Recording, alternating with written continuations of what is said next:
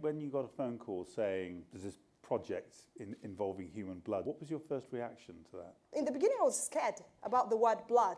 When she told me the story behind and everything, how we want to reach people and we want to educate the community about how we are all the same, how we are one, how we are equal. And then I said, this is basically in connection with what I fight against all the time, because I fight so much for equality, for human rights, how we are all the same and all of this. But I was doing more on a theoretical perspective, like talking blah, blah, blah, blah. But then comes a project that gives these two blood and share with everybody how we are all equal.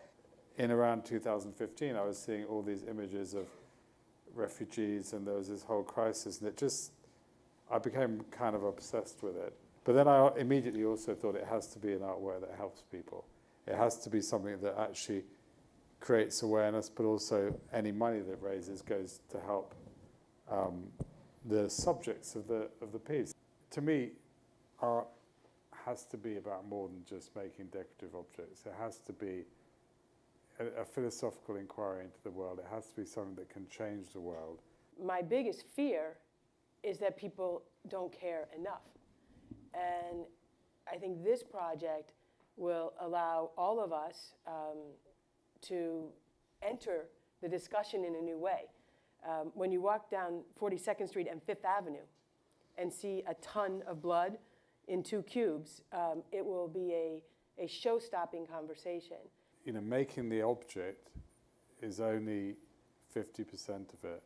The rest of it is how people interact around it. I think this piece is going to provoke a kind of emotional and moral investigation of what it is to be human, and what our responsibilities as humans are. And I think the fact that this is absolutely intellectually challenging, but also it's going to do something to us emotionally is quite exceptional. Finally, we have something to share with the people, and they should never label us. And people were forgetting that at the end of the day, we are all human beings.